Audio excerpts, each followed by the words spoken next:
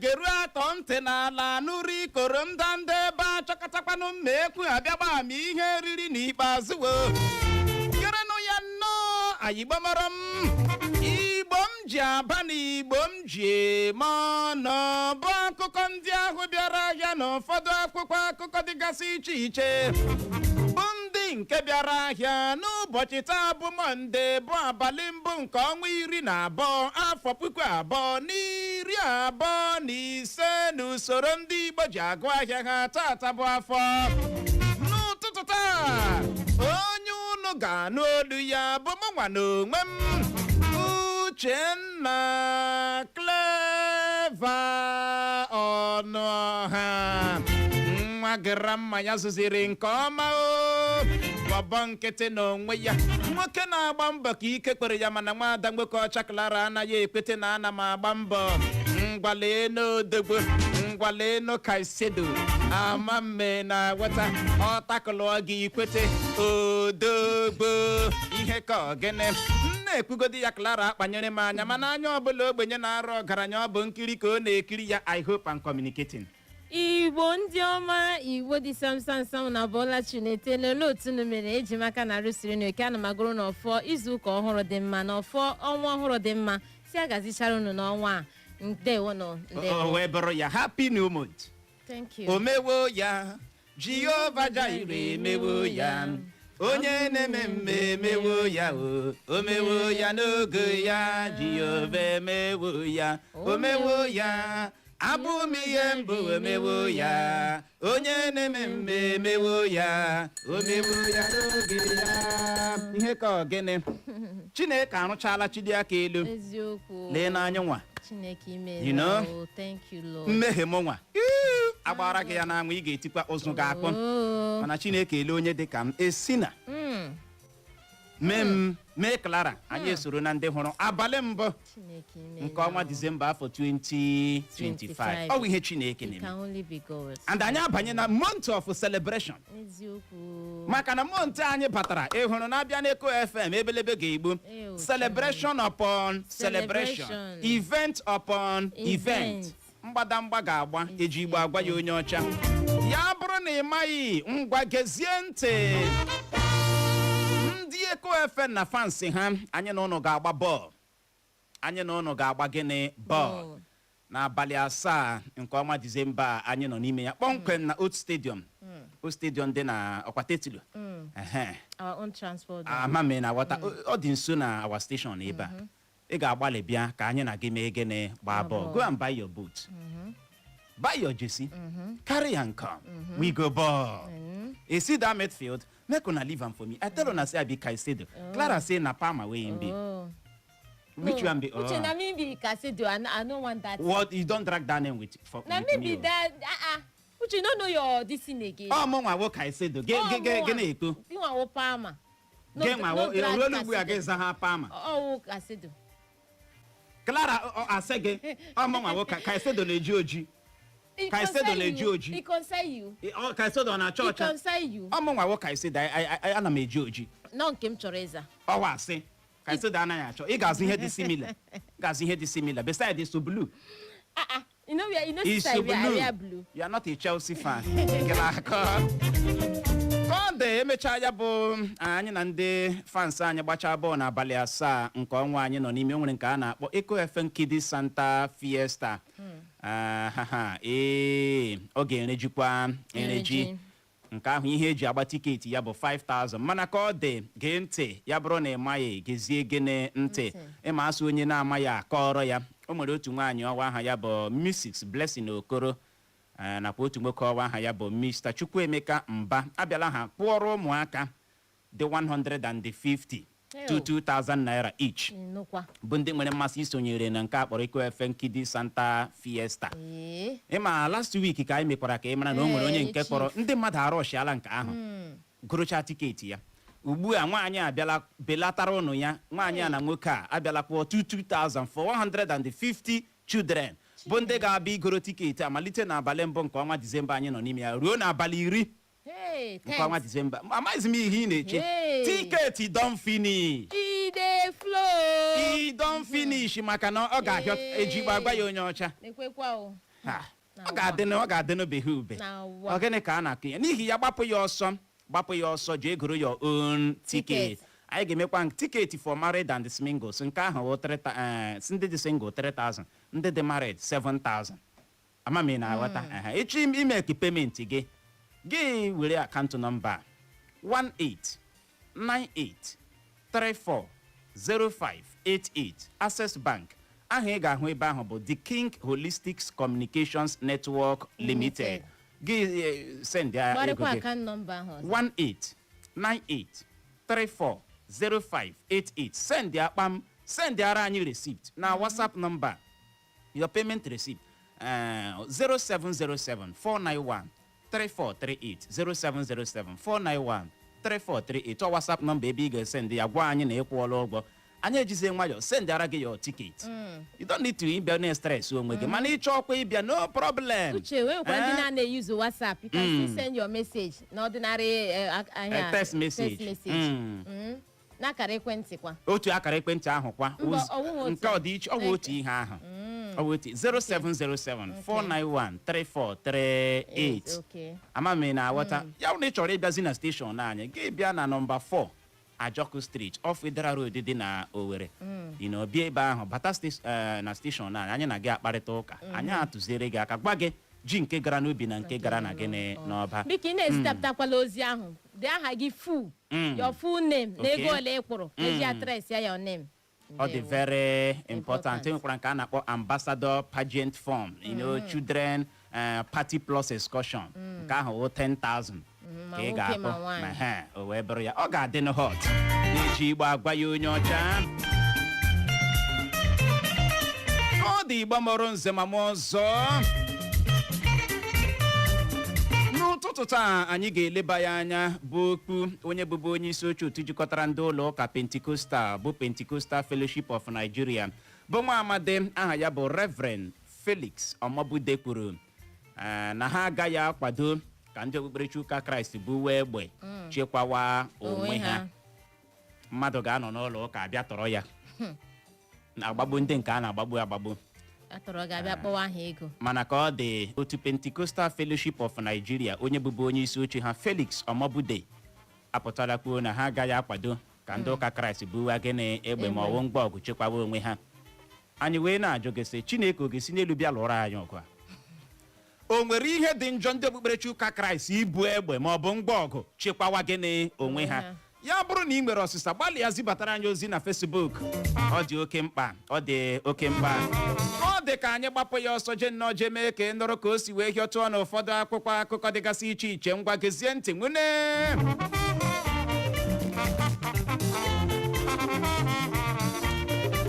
Ndị ọkpa egbe bandit awakpola otu ụlọ ụka ọgwụ dị na steeti Kogi tọrọ onye pastọ ụlọ ụka ahụ tọrọ nwunye ya ma tọrọkwuo ndị na-efe ofufe n'ụlọ ụka ahụ larie bụ akụkọ mbụ anyị hụrụ n'akwụkwọ akụkọ Vanguard. Na ya bụ otu akwụkwọ akụkọ Vanguard ka anyị hụkwara akụkọ a bụ nke kwuru na jiri obi dimkpa buo agha megide ọnọdụ enweghị nchekwa hụkwa na ndị Naịjirịa bi n'udo ka Bakari gwara Tinubu. Gọvanọ Eno amachiela ịgba mmọnwụ na steeti Akwa Ibom bụ akụkọ ọzọ anyị hụrụ n'akwụkwọ akụkọ Vanguard. Na ya bụ otu akwụkwọ akụkọ Vanguard ka anyị hụkwara akụkọ a bụ nke kwuru na ọ bụ mbụ onye okpukperechi ụka Kraịst ọkwa ya kacha dị elu na gọọmenti Naịjirịa ka akpabio kwuru. Ndị ọkpa egbe bandit akpaala mkpamkpa dị egwu na steeti Kogi, Kano, Sokoto nakwa na steeti Kwara bụ akụkọ ọzọ anyị hụrụ n'akwụkwọ akụkọ Vanguard. Na ya bụ otu akwụkwọ akụkọ Vanguard ka anyị hụkwara akụkọ a bụ nke kwuru na ndị ọkpa egbe bandit na-achọ ka akpụọ ha 150 150 million naira tupu ha atọhapụ otu onye zọọwọ ha tọrọla atọrọ na steeti Kwara. Iyi ọha egwu chọọ enyemaka ndị agha mba ọzọ ugbu a ka otu onye ozi Chineke gwara Tinubu nchekwa na ọdịnamma ndị Naịjirịa agbụchala ihe kacha echu m ụra ka Tinubu kwuru bụ akụkọ na-ada ebelebe na akwụkwọ akụkọ Vanguard na ya bụ otu akwụkwọ akụkọ Vanguard ka anyị hụkwara akụkọ a bụ nke kwuru na enweghị nchekwa ọchịchị etiti Naịjirịa ga-emecha gbaa n'anwụ aha ndị na-eji ego akwado ọnọdụ enweghị nchekwa n'ala anyị ka bụ ala kwuru Tinubu ekwesịghị iso ha zọọ ọkwa onye isi ala Naịjirịa ya bụ ọchịchị Naịjirịa na-ebu ya aka ka Hakim Baba Ahmed kwuru bụcha nnọọ akụkọ ndị dara gbemgbem yọm tim cham klara na akwụkwọ akụkọ Vanguard. Hakim Baba Ahmed ka ndị APC nụkwa gị ya n'ọnụ a ga-asị gị taa kwuchi ọnụ na onye gwara gị na ọchịchị mana o nwere ihe ọ bịara bịa rụtụ aka ọ sị na ya bụ ọchịchị Naịjirịa na ọ na-ebu onye isi ala Tinubu aka ọ na-ebu ya aka Clara Nwekocha the way we are the things ihe ji na-aga ịhụna na ihe agaghị ahụ n'anya ya ama m ịghọtara ihe agaghị ahụ ka esi tụọ anya ya ya bụ ọ na-ebu Tinubu aka as you said akwa anyị kwuru na as who said Clara Nwekocha ọkwa gị kwuru lekwa mkpa bụ meshevụrụ m ya recently abeg biko ama m na-aghọta mana be bold ọ na-ebu ya aka ka ọ naghị ebu ya aka olee otu a na-esi define ihe na-ebu mmadụ aka ọ dị ego ị na-emete ya uche ihe ị na-eme ị naghị emete ya ya wụrụ na ọ na-ebu onye ahụ aka ị na-akọwa na onye isi ala anaghị emete ya ị need direction ị need guidance from other countries onye Hakim Baba Ahmed na-ekwu ị na-aghọta uche check am na the way things dey happen you na ike agwụla igirigi ọ dị bụala apụtala kwuo na ọchịchị etiti Naịjirịa na ha ga-emecha gbaa n'anwụ aha ndị na-eji ego akwado terorizm akwado iyi ọha egwu akwado ọnọdụ enweghị nchekwa n'obodo anyị abụọ Naịjirịa n'ihi ya bụrụ na iso na ndị na-eji ego akwado oke ntọrọ a na-atọrọ biredi aha gị a ga-epost ya a ga-publish your name ndị uche ihe enyega ihe akwụmana ihe ndị atọrọ ga ọ cash ka enyega ndị nothing like transfer mana nwada Nwekocha Clara ka anyị gwa onwe anyị nke bụ eziokwu ka anyị gwa onwe anyị nke bụ gịnị eziokwu ka mkpughe akpa ya ọzọ ị ma na ọnọdụ enweghị nchekwa obodo anyị abụ Naịjirịa bịara rie elu ọjị ozugbo Trump na-emepe ọnụ kwuo na a na-egbu ndị okpukperechi ụka Kraist n'obodo anyị abụ gịnị Naịjirịa ụkpụkpọrọ anyị ga n'ije abịanyere ya gịnị aka ajụjụ anyị kwesịrị iju onwe anyị wee bụrụ ndị ndọrọndọrọ ọchịchị opposition aka ha ọ dị n'ihe a Chineke the way the thing dey go the way the thing ji aga ajụjụ anyị kwesịrị dị na-ajụ onwe anyị wee bụrụ ọ bụ ndị ndọrọndọrọ ọchịchị opposition ụfọdụ anaghị eme gịnị akwado ihe a ọ dị ka ihe na-eme n'obodo anyị abụ Naịjirịa adịghị sponsored anyị maka o si hịọtụọ anyị maka o si adị n'obodo anyị abụ gịnị Naịjirịa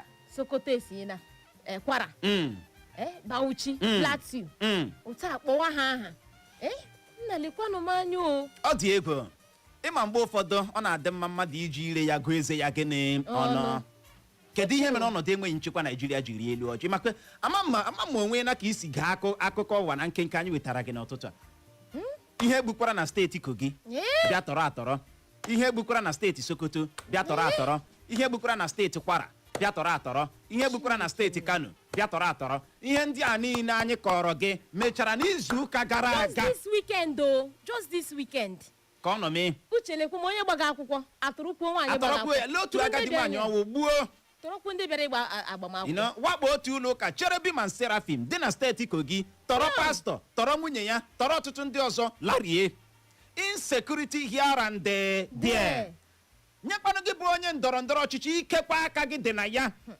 ị na-eji ego akwado ọnọdụ enweghị nchekwa listen obi gị ọ gwara gị na ibe ebe ahụ ịba na ya bụ oche na ọ ga-echekwa gị oche ahụ ga-echekwa gị ọ bụ aka ijitu onye ọzọ ka a ga-eji atọ gị. Ikekwe ị na-eme ya ka akpọwa onye isi ala Tinubu ahụ ọjọọ, ka akpọwa ọchịchị ya ahụ ọjọọ, insekuriti ya, ọchịchị ya jupụtara na insekuriti. Ịbakwa na nke gị, ndị ọzọ ga-eyizukwa the same strategy. Tinubu ọwa anyị na-ekwu ekwu, enwekwara mgbe ọ pụtara kwuo na ọchịchị Jonathan insekuriti jupụtara na ya. N'oge Jonathan ndị ọzọ akpọwakwala ya n'ọnụ maka na aka onye jite onye ọzọ ka a ga-eji atọ ya. Obodo Naijiria, kama ihe na-ewute anyị bụ na ebe ọbụla ehi abụọ na-alụ ọgụ, ọ bụ ahịhịa n'ebe ahụ na-akpọrọ gịnị ihe niile. Nwaanyị ọma ebilikwala o, wepụ olu dịka John the Baptist n'ọzara, si na ọ bụ ya bụ onye okpukperechi ụka Kraist, ọkwa ya ka akacha dị elu na gọọmenti Naijiria. Ịma ya bụ akpabio ya ji m n'aka na ihe kpalitere o ji kwuo okwu a bụ maka ndị na-ekwu na a na-emegbu ndị okpukperechi ụka Kraịst emegbu n'obodo anyị abụọ Naijiria. Ya apụtasị, what do you mean? O nwere onye okpukperechi ọzọ nwere ọkwa dị elu kara mụnwa na Naijiria na-abụ onye okpukperechi ụka Kraịst? Kedụ ka ụnụ na-akọ na anaghị emegbu ndị okpukperechi ụka Kraịst emegbu?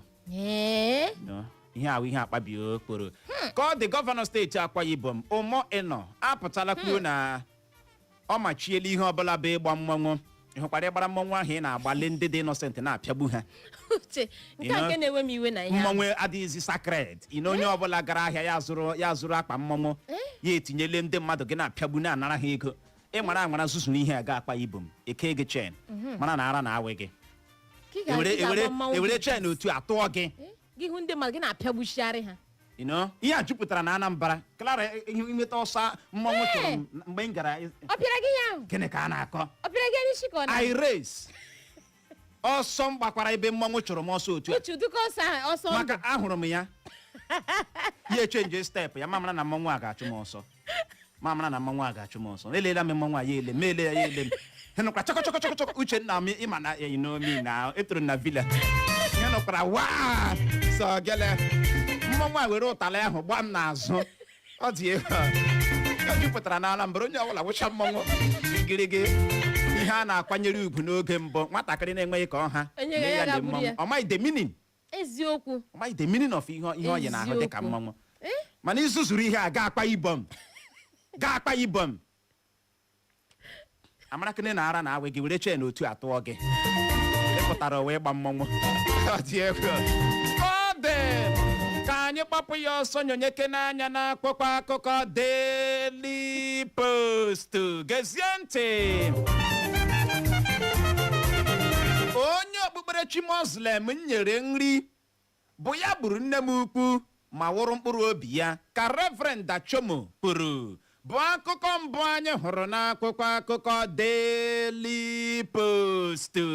Na ya bụ otu akwụkwọ akụkọ Daily Post ka anyị hụkwara akụkọ a bụ nke kwuru na anyị agaghị akwado ka ndị okpukperechi ụka Kraịst buwe egbe, ka onye bụbu onye isi oche otu Pentecostal Fellowship of Nigeria bụ Reverend Felix Omobude kwuru. Gọvanọ Alex Oti agaala zute Nnamdi Kanu n'ụlọ mkpọrọ steeti Sokoto. 2027 ọ ga-amasị m ma ọ bụrụ na Tinubu agaghị eso azọhọkpa onye isi ala Naijiria, ka Baba Ahmed kwuru. Bụ akụkọ ọzọ anyị hụrụ n'akwụkwọ akụkọ Daily Post. Na ya bụ otu akwụkwọ akụkọ Daily Post ka anyị hụkwara akụkọ a bụ nke kwuru na anyị ga-amara ndị bụ ndị ọkpa egbe bandit na ndị na-eji ego akwado ha n'oge na-adịghị anya, ka ụlọ ọrụ onye isi ala kporo. Enweghị nchekwa, rịọ obodo ndị egburu ndị ha mgbaghara, ka Pastọ Bakari gwara Tinubu. Uche ọtụtụ ndị ala o. Ọ dị ego. Ọtụtụ ndị ụzụghara iva.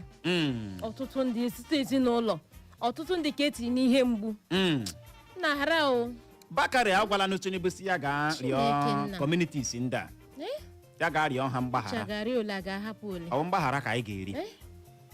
Ihe a ga-eji weta ogbugbo na ya bụ ihe. Ọ dị ego. Ike agwala. Ka ọ dị nwaanyị ọma, gọvanọ steeti Abia Alex Oti agaala zute Nnamdi Kanu n'ụlọ mkpọrọ steeti Sokoto. Ọ gaala ebe ahụ gaa zute ya. Ya bụrụ na ị ga-echeta, Oti onwe na mgbe ọ pụtara kwuo na aka nọ na-agbakeri ala ịmara kene ka a ga-esi jiri ndọrọ ndọrọ ọchịchị hụ na akpọpụtara Nnamdi Kanu. Ọ gaala ga zute ya last week n'ụlọ mkpọrọ steeti gịnị Sokoto. Nwanne ọ dị ego o wee bụrụ ya eji m n'aka na ịnụ ha akwala ya ọzọ na onye bụbu onye isi oche otu Pentecostal Fellowship of Nigeria Reverend Felix Omobude apụtala kwuo na ha nwa agaghị akwado ka ndị okpukperechi ụka Kraist buwe gịnị egbe, na ha agaghị akwado ya na ihe ha ga-akwado bụ ime ihe dịka o kwesịrị, mana ị hụrụ nke ndị ụka Kraist ịbịa buwe egbe, ha nwa anaghị akwado ya. Mere anyị ji ajụ gị n'ụtụtụ o nwere ihe dị njọ e Kristian iburu Baịbụl otu a gị were egbe kpefega ya ma ọ gị were mma kpefega ya maka ndị uche enwego ka country si wee ama m na-aghọta dịka ị nọ na-efe aka gị otu a na-efe aka gị otu a na-awọshipụ ihe da akparakpata gị kpuwe ya kpata mkpamkpam. I chefere na ndị Israel lụrụ ọgụ. Look at you. Ndị Israel lụrụ ọgụ na ahụ even till now uche Israel lụrụ ọgụ ha ji akpara ka ji gịnị ka a na-akọ okay, the Bible say you take it by force. By force! Ama m na-aghọta gịnị ka a na-akọ ihe a mgbagolo ya atịbara maliwe elu onweghị mgbe David bịara were ekpere sie ma were aka nkịtị use something pụta n'ihu ọgụ. Chineke arụkọ nke fọrọ ya bụrụ na unu ga-aga pushuo ya gba ọchịchị etiti Nigeria anyị chọrọ ibuwe mgba ọgụ. Permit us, allow us ka anyị buwe mgba ọgụ. Ọ dawa kparakpata mkpatam anya egbuwe ya kpata mkpamkpam. Onwe ka ndị mmadụ si bịa imagine na ndị ọkpa egbe bandit ahụ wakporo otu ụlọ ụka dị na steeti Kwara na o nwere ka ha si bata na ya bụ ụlọ ụka ya bụrụ na men dị gallant ọsọ ekwu onye ọbụla n'ọkụ ozugbo ha na-agba egbe ahụ tatatatam ahụ nke dara kpokpokpom ha mara na nsogbu ụdị azaghachi oku ịkpadoro nye awa ajụjụ anyị na-ajụ gị n'ụtụtụ a o nwere ihe dị njọ ndị ụka Kraịst ibu mgba ọgụ ọ daa charara m ha mmụọ nke ha charara m ka anya n'ala fee ya n'isi si ihe ọ ga-agba ya gbaa ọ nwoke na ibe ya ama m na-aghọta mana ka ọ dị ya bụ onye bụbu onye isi oche otu Pentecostal Fellowship of Nigeria bụ Reverend Felix Omobude apụtala kwuo na ha nwa asọpọtụghị nke a ọ bụzi abịa aṅụrụ ndị ụka Kraịst hụtụla ebe a na-ebu eju eburu ha otu a ka eju akịhụ ndị ka ọzọ ahụ akpọ ego ole ka akpọrọ na weekend akwa 150 million sogbu adịghị nọrọ na mewe nọ small mewe nọ God ga-alụ ya Chineke ọ ga-esi n'elu bịa lụọrọ anya ọgụ. Chineke ọ ga-esi dị n'elu bịa ndị a nwere obi ọjọọ too much their heart dey for back. Ndị ọkpa egbe bandit amaghịkwa onye nwụrụ ụzụ akwa ya na-akpọ ama m na-aghọta chewenụ mgbe a ga-agbanwe ọ dị ego.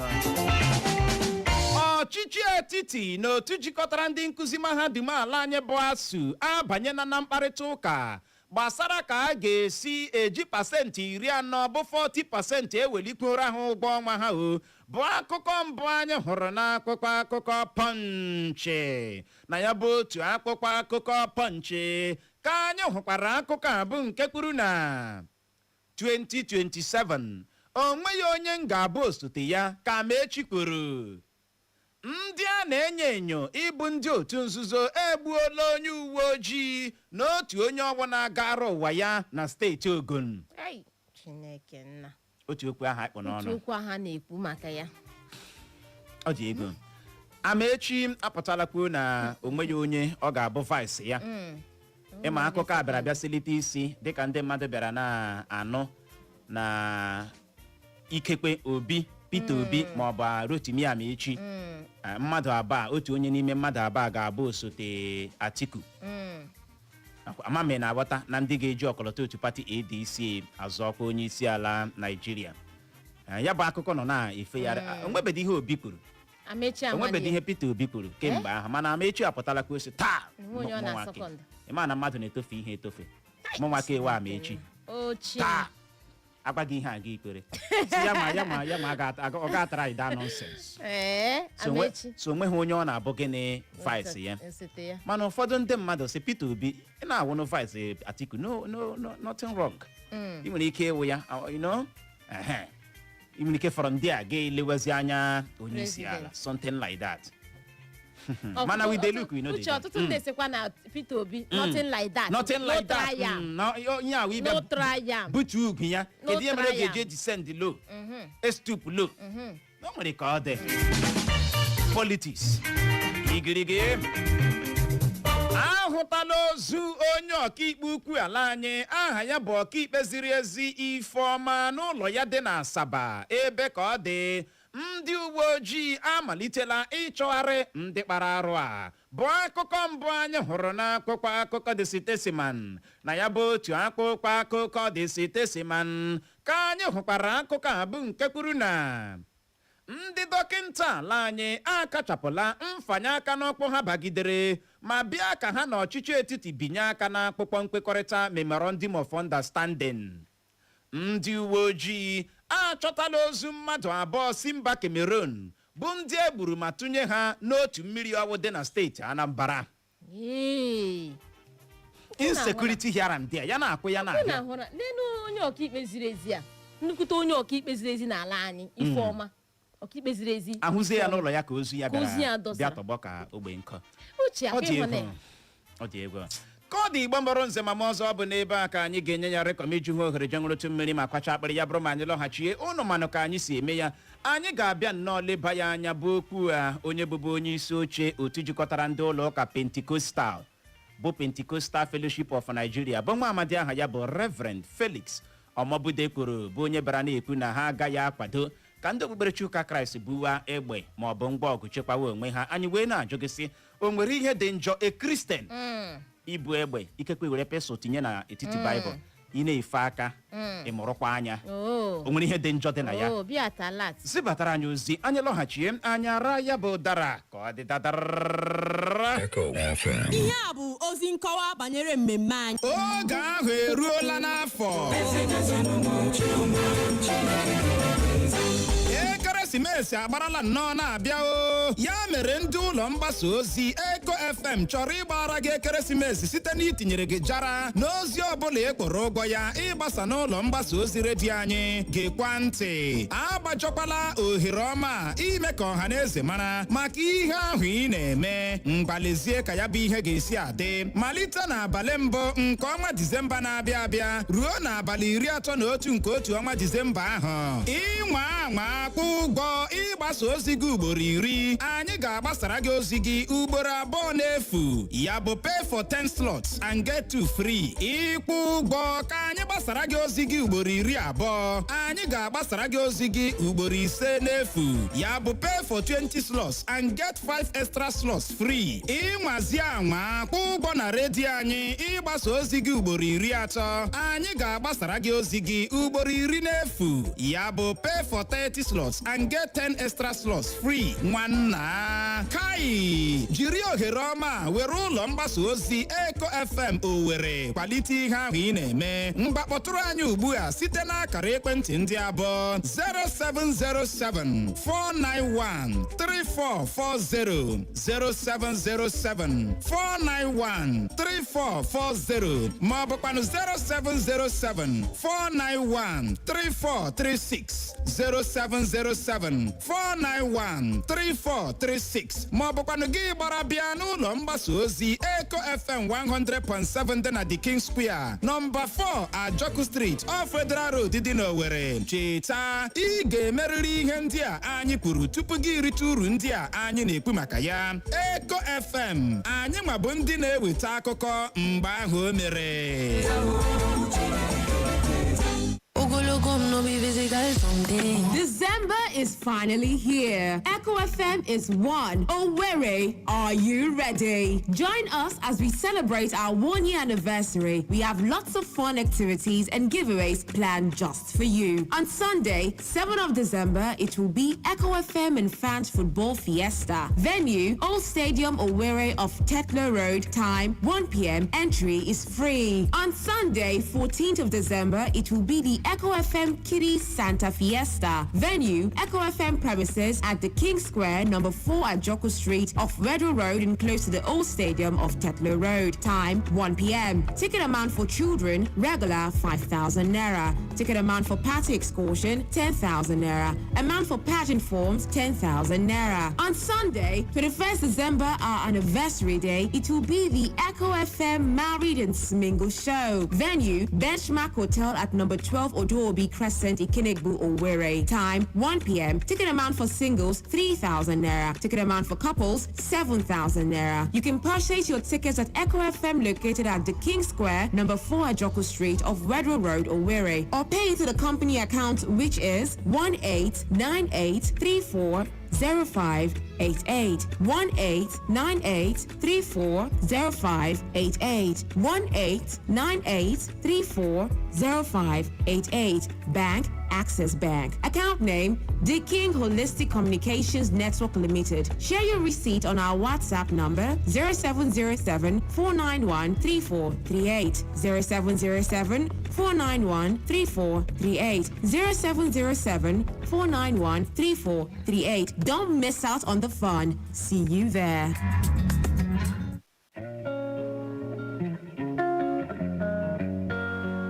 Imo State, get ready. The biggest DJ rave of the year.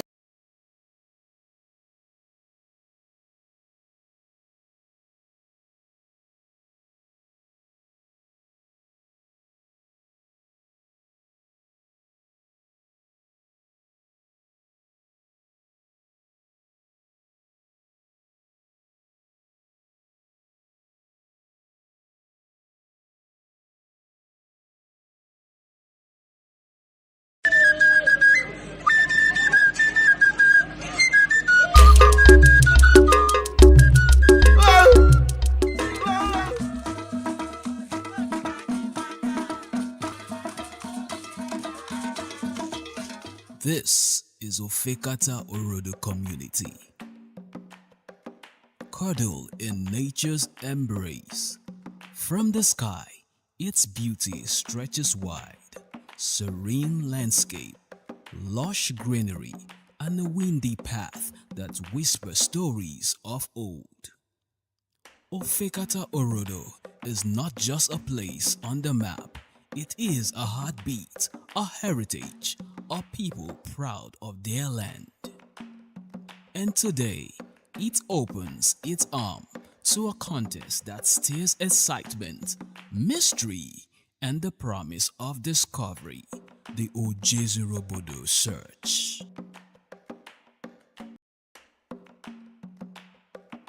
As the Echo FM theme arrive, the elders of Ofekata Orodo receive them with warmth and joy.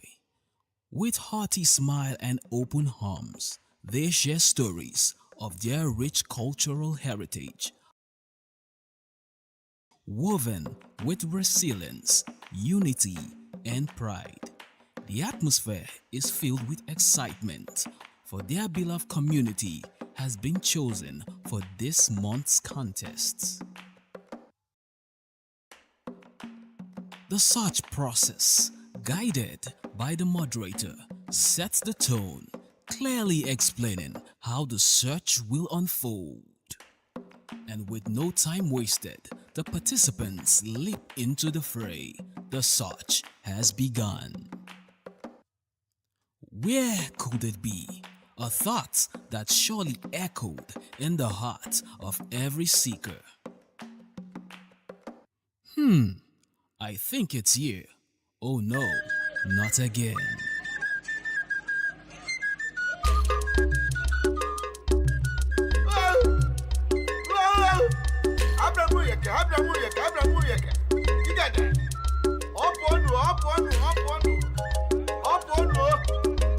Ojesu obodo apụọ.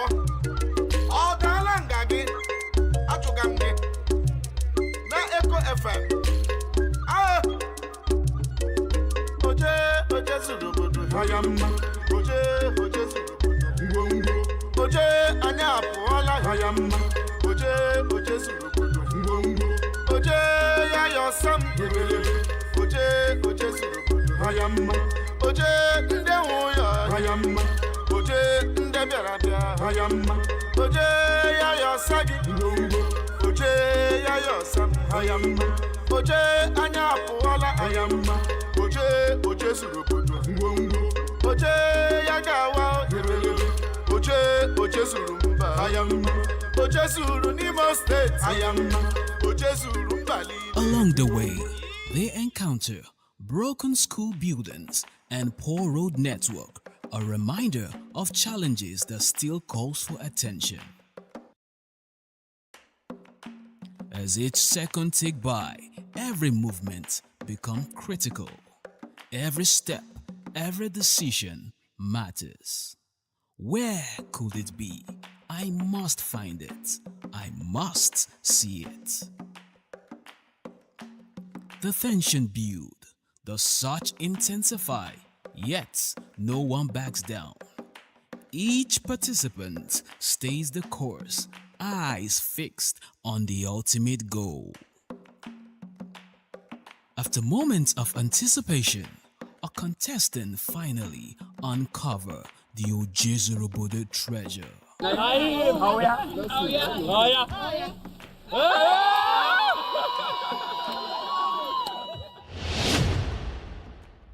Cheers erupt, laughter fill the air, and the joy of victory. It is a moment of triumph. The celebration reaches its peak as the King of Ofekata Orodo, His Royal Highness, Eze Engineer Marcel Uzegbu Okata II of Ofekata Orodo, warmly welcomed the winners. With gratitude. My name is Ekwebelem Pascal Uchechukwu. Asị na ịgbalị ala Chukwu gozie gị na ọ bụrụ na eruru dị ya ebe ahụ enweghị nwa m nwere ikikere ịdị na-achọ nwee ike ịdị na-achọ ebe ezuturu ha because Eko FM ha zutuo ihe ọ na-ara ha ịchọta ya. He commended the Echo FM theme for bringing the contest to his people, strengthening bond and showcasing a uniqueness of their land. Women of the community dance cheerfully, their vibrant steps echoing pride. Maobu, His Royal Highness Eze Engineer Marcel Ihanacho Uzegbu Okata II of Ofekata Asian Kingdom and Secretary to Ndieze Owere Zone in Imo State. Onye eze emechala Ojezuru obodo n'obodo ụnọ kedụkwanụ ka obi dị gị? Obiọma dị m ịhụ bụ otu ụmụ m obiọma ji dịrị ha ndọ mme ha na-ahụ egwu ha hụrụ egwu ha gbaga ebe a na obiọma dị Ofekata niile ụmụ Ofekata niile na ụnụ bịara Ofekata si ka ụnụ mee ka ụwa niile mata ebe Ofekata nọ na Ofekata wụ mba udo na-achị mba ọganihu na ịdị n'otu na-achị so ekele m ụnụ. Kedụkwanụ ndụmọdụ ị nwere ike inye obodo ọzọ Ojezuru obodo nwere ike ịda na ya? Ana m agwa ha ka ha nabata Eko FM n'ihi na ihe ha na-eme bụ ihe dị mma ọwụ ụzọ dị mma a na-eji na-eme ihe anyị na-eme n'obodo anyị na-aga n'ihu ọhịa na-eji amata obodo. Ana m ekele ha. Ngwanụ ya gaziere gị onye eze. Ọ ga-adịrị ụnụ mma n'otu n'otu ka Chukwu duo ụnụ na ezinụlọ ụnụ n'aha Jizọs. Ofekata Orodo has not only found its treasure but has found joy in unity. And so, the Ojezorobodo search in Ofekata Orodo community comes to a close, leaving behind memories of excitement, discovery, and togetherness. Until the next community is chosen, the spirit of adventure continues.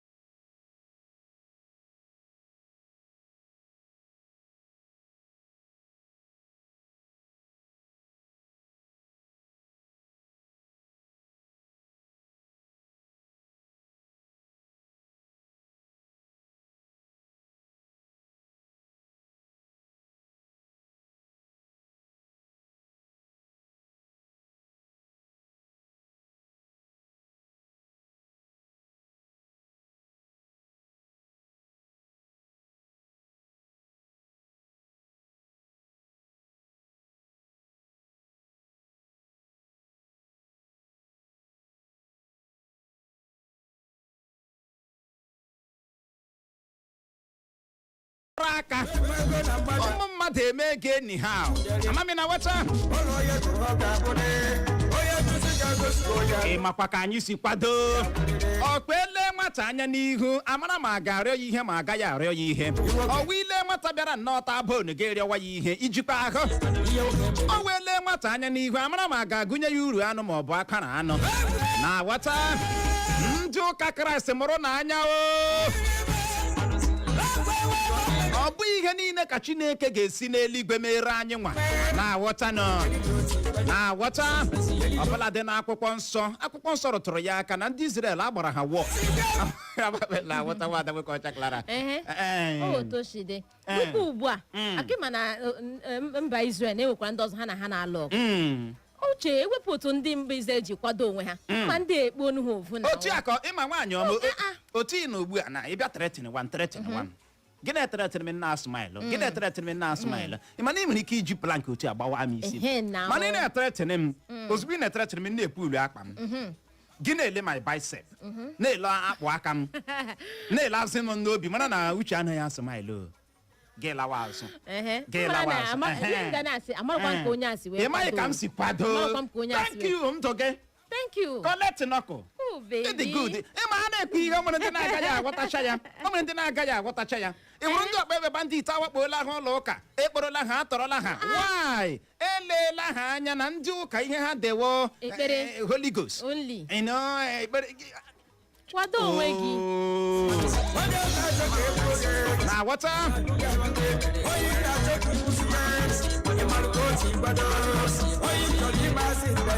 onye bụbu onye isi oche otu jikọtara ndị ụlọ ụka Pentecostal bụ Pentecostal Fellowship of Nigeria bụ nwa amadi aha ya bụ Reverend Felix Omobude apụtala kwuo na ha agaghị akwado ka ndị okpukperechi ụka Kraịst buwe egbe buwa ngwa ọgụ chekwawa onwe ha ajụjụ anyị na-ajụ gị wee bụrụ o nwere ihe dị njọ ndị ụka Kraịst ibu egbe ma ọ bụ ngwa ọgụ chekwawa onwe ha bulie ekwentị gị kpọwa akara ekwentị ndị a bụ 0911-20,022 0911-20,022 maọbụkwanụ 0707-454-1014 0707-454-1014 ị bọọla chi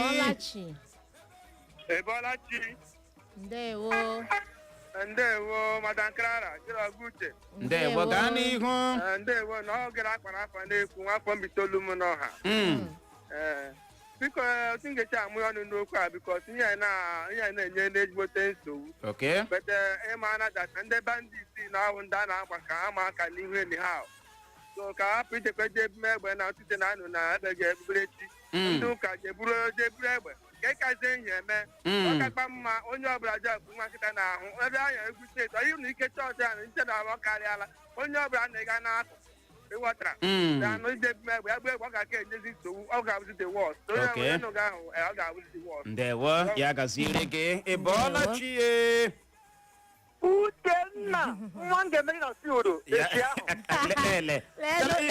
you don't know me kpọọ nka isedo echi m na agbụrụ onye apụta ụwa love awụ m ebola iruo na my community na me dey hold their midfield uche egoro buutu ka o jesi maka onye nwụ chukwu ese m no wahala na ahụ ama agba 18 ndị adịghị mụ na ga-azọgakwa 18 azọga ọ mụrụ 18 no hapụ 18 gaa n'ihu love nwa ka eze gbapụ ya ọsọ n'oge adịghị uche onweghị ndị jọ ya ndịla ya onweghị ndị jọ dịka ya ọ magburu onwe ya dịka mmiri ndị vileji m ka ndị ụka ka na-egbu egbe ka ndị ogbu egbe wakpuo onwu ka agba ya fire to fire biko ụtọ ahụ ejigba nkịta ụtọ mmemme ha ji na-erugaji beta ụlọ obere egbe na ahụtị ka ụlọ onwe nga gbagbu nwo onye bada anya egbe ya ụkọchukwu na egbe ya mmadụ anya egbe ya ndị na-ekwu bụ anya egbe ya beta ya bụ ha bịa ha gbalaga beta ụta tasị gị ụlọ ya rụtara kachakwa ofe ogbe ekwuo ya gaziere gị love nwaka eze na Facebook anyị ozi akala nkọ na nke a si n'aka ya gazie osi France zibata ozi ya ọ na-aga ọrụ anyị ọfọ ọnwa ọhụrụ ọma ọ sị na oge eruola mgbe anyị ga-agbanwe okpukperechi ụka Kraịst ndị Afrịka n'ọbụ ihe mere ndị a moralụ ha ji agbago moralụ ha ji eme gịnị agbago na ịhụrụ ndị Kraịst nwa anwa ndị ụka Kraịst nwa anwa ndị agba ha kpawanyị ha agba kpawanyị ha ga-ala azụ ịhụrụ ihe a niile na-eme na ọ ga-akwụsị ya gaziri gị nọ ya gazie si France gaa n'ihu Clara. na nke a si n'aka Stella Maris Lemchi ọ sị nwekwa ihe dị njọ na ndị okpukperechi ụka Kraist bịa nọ chekwawa onwe ha site n'iji nke ha ọkọwala ga-eji echekwa onwe ha ji chekwawa onwe ha na ghọta maka na ya bụ ogbugbu akarịala ọsọ ọ gafeela nke aka ọ dị egwu ị bọọla chi ye Hello. ụtụtụ ọma Ụtụtụ ọma Uchenna Kreva Ankrala. Ndewo. Chineke gozi unu. Ahụ m bụ Brọdi Zike nke esi ohi wee na-akpọ n'ụtụtụ a. Biko nwanne nwoke ahụ brọda m ihe na-ekwu okwu ahụ ọ ga-anọ n'ụlọ ya na ịga n'ụlọ ya mazigoro ya na n'ụlọ ya n'abalị ndị ọkpa egbe bikuche na ịga were nwaanyị agba ya egbe kpụgharị ma ọnwa ya ji egbe ọ ga-agba nkịtị ka ha gbakọ ndị eke ọzọ ihe a na-akpọ ya self defense nke difense onwe ọwụghị mmehie ise bụ otu nụ na nhụ otu m ga-eji ebe ya se nwere m ebe a ga-ebi eje chọọchị bisi si m agba gị na ga-ada ya adama bisi si m agba gị ọwụghị mmehie eji m edifendị gaa chọọchị difendị atọ n'onwe m ọ bụghị ihe ọzọ anyị nwe ibu ebe ọ mekọta anya nwe anyị nwee ebe anyị ga-ebu jee chekwa m onwe anyị na chọọchị onye ọbụla anyị ji chekwa ihe na chọọchị na otu ihe esiri na adape kwuru pastọ kwuru nwaanyị kwuru ụmụaka gịnị ga-aga mba nkịta gị na ji kpege chọọchị mba m baịbụl so onye ọbụla na-enye gaa na nyere aka na gịnị nyere onwe ya aka ka anyị kwesịrị inyere onwe anyị aka iji egbe jee chọọchị chekwa onwe anyị adịghị ihe ọjọọ Chineke kwesịrị echeta anyị echeta otu ọha m n'ori ndewo ya gaziere gị nọ Pastọ Chimezie ozi nke a si n'aka onye pastọ ọ sị onye gekwara nwoke ahụ ntị na biko anyị gụọ ihe mere n'akwụkwọ nsọ Nehemaya isi 4 amaokwu 17 wee ruo na amaokwu 18 Nehemaya 4 verse 17 to 18 ya gaziere gị nọ Pastọ Chimezie anyị ahụ na nke gị oke si ma ọsọ ụtụtụ ọma uche isi ohi zibata ozi gị isi ka ihe si wee kwere ugbu a na ekwesịrị ha ndị ụka Kraịst ka ha buwe egbe maka na ọ bụrụla ihe doro anya na ndị ọkpekpe bandit ha nwa akala gọọmenti na besides abịa n'akwụkwọ nsọ Peter oburu ngwa ọgụ ị bọọla chi ye ụtụtụ ọma nwanne m nwoke anyị dị mma gị na ya kwugawo Honorable Pascal from echekwana m obodo ọma enwere Federal College of Land Resources Technology Secular Ọfọrọla gaa n'ihu ahemshime etu ige ọnụ ịhụ na sometimes eji m ya nkwuma okwu ha chere ụka ma ahụ nwere kpahe ga-ada ahemere oji akakpa ahụ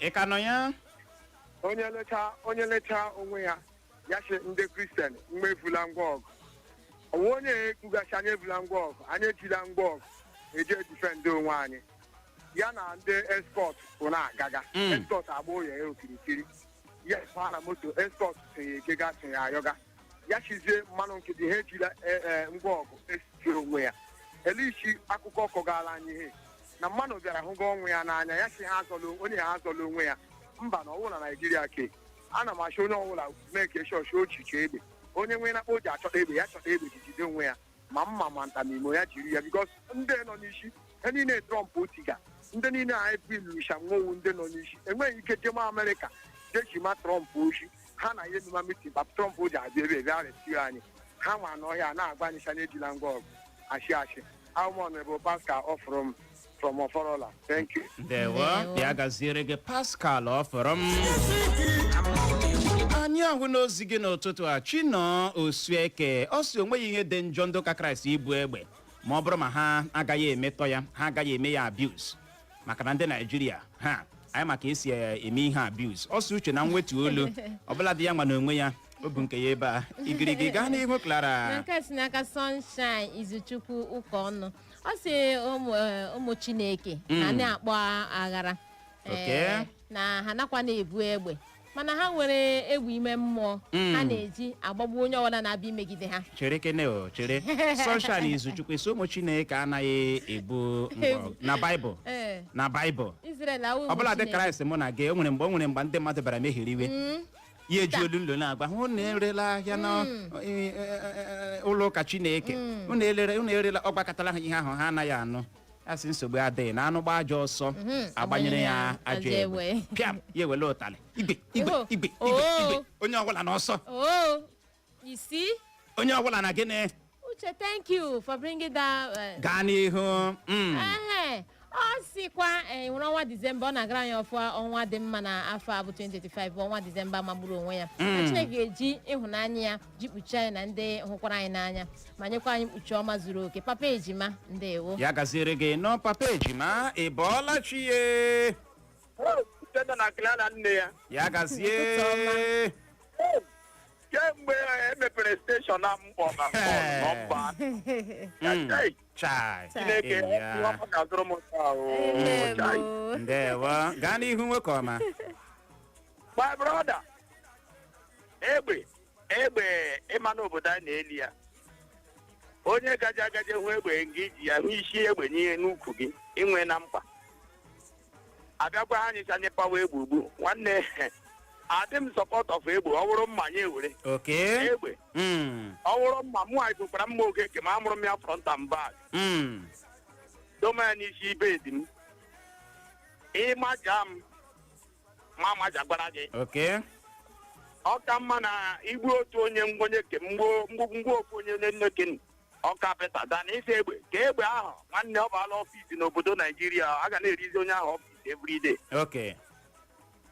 dem support biko nọmba m kem ghara ụnụ na aga m ije nwa bọtụlụ na aha m wada na-egbu azụ igbuola azụ taa kemgbe m jọrọ akpa m si enweta okeshọn unu umega ka m tiga aha m na rejista n'owe nne na ntị na ntị ndewo ya gaziere gị nọ nwoke ọma ọwa iji wee gwa gị na akara ekwentị anyị ọ na-ere wamwam ka ọkụ ala mmụọ na ghọta ka ọ dị anya ahụ n'ozi gị n'ụtụtụ a ezigbote oyiye m Sanctus isi ụmụ ọsọ mgbe isi zibata ozi gị si happy new month na-agọrọ anyị ọfọ ọnwa ọhụrụ ọma ọsọ uche na Clara na n'uchere obi nke ya ọchịchị etiti ha biko hapụkene ndị ụka Kraịst ka ha buwe mgba ọgụ ya gaziere gị nọ ọ dị Igbo mgbọrọ nze ma ọzọ ọ bụ n'ebe a ka anyị ga-enye ya rekọm iji hụ ohere nabata ndị ọbịa anyị na ha ga-anọrị n'oge na-adịghị anya n'ihi ya ka ọ dị nọrọkwa ebe ahụ agagharịkwala agagharị.